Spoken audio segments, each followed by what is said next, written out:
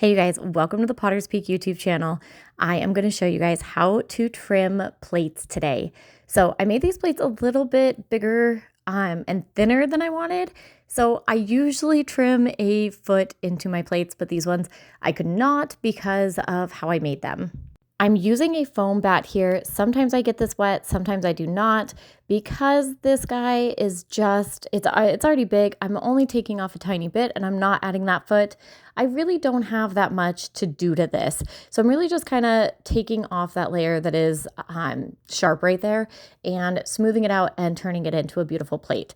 I'm gonna really keep this base flat, and if I trimmed into this, I know that it would actually make this plate bottomless. I did these way too thin. So if you saw my last video on how to throw these, make sure to leave way more thick, like more of a thick bottom, and then you don't have to worry about doing it like this.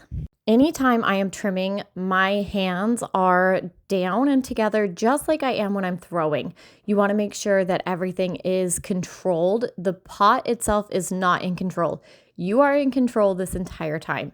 So I have my hands back on my trimming tool. This is a Kemper pottery tool. I know that they recently just said that they're going out of business, but I believe they're getting bought out by another company. So we should still have them here soon. But I like to use the smaller Kemper trimming tools. These are my go-tos for practically everything. I use the exact same tool for every single thing that I trim. Some of them I like these, like a bigger one, but for the most part, these handle everything very beautifully. And I can't remember the number of this tool. I know Kemper, all of them, they have different numbers, but it's like the smaller trimming tool. The top metal, like stainless steel part is not very big. So this one is a larger one. So we got this from a gentleman in Montana at a workshop, and that is when I would like to use the flatter ones that are a lot larger. This tool is absolutely amazing because you can actually twist these different parts off and change them. They're like interchangeable tools, which is really cool. So what I'm doing here is I'm just making this flatter, and I was trying to decide if I wanted to add a foot or not, and I did not because I realized how thin it was very quickly. So I'm just going to smooth it out so I know that it is going to be a flat surface. As I'm doing this, you always want to do a little test and make sure that the middle is actually a little bit lower than your edges, and then you won't have a wobbly plate.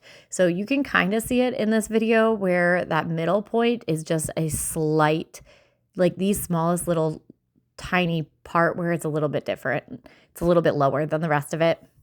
And then I like to add glaze lines. So I just take the tip of my tool and put two little lines right there. It adds a little bit of something, and it also makes, when you're waxing, it makes it a lot easier to catch the wax so it doesn't drip on your piece, and you don't have to struggle with that later. And then we're gonna flip this up. I like to sign my pots on the inside of my pots, and you guys will see at the very end. If you stay to the end, you'll see these all finished. But I'm gonna use my chop and I'm gonna stamp the inside of this piece. Just right at the top. I know that I wax this over, so I don't want anything not food safe. And if you have raw clay, it's not going to be food safe. So I know that my little chop needs to go up a little bit higher. So that's it for this guy. And then I'm going to do a few more and let you guys watch and see the whole process all over again.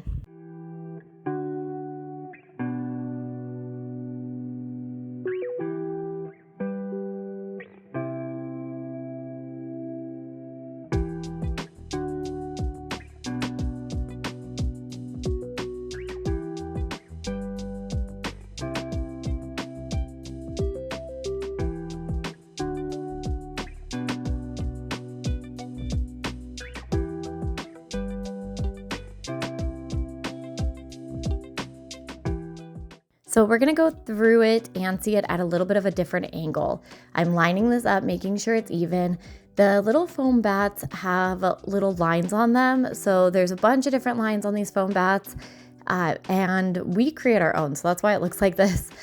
We just create our own little lines, stick some foam to a bat, we glue it, and it works just the same as the ones that you buy that are so expensive. It's the exact same.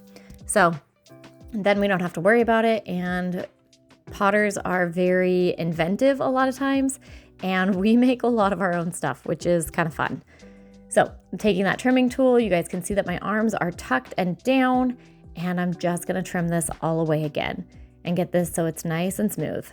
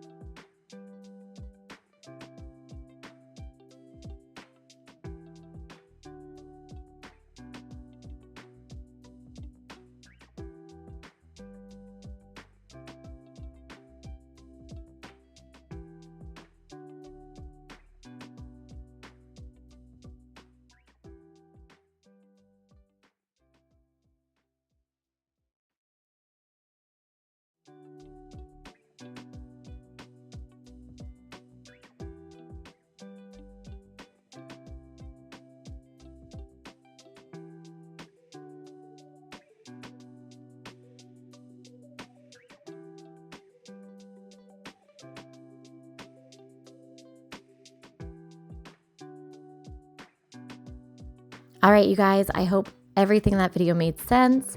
And here is the finished plates. I wanted to show you guys what they look like outside and so you can really see them in the light. This is Tomoku and our tan that we mix in-house. These are glazes that we came up with. Absolutely beautiful, and the sun just hits them perfectly so you can really see what they look like a little bit differently. I was trying to show you guys what they look like with my hand placement because these guys are pretty big, but I should have just used a ruler because that was a silly thing. But I want to show you guys the bottom because I don't have a foot, so it does look a little bit different. But I actually really like how these turned out with or without a foot. So I hope you guys learned something. I hope you guys have a great day, and I can't wait to see you guys in the next video. All right, bye you guys.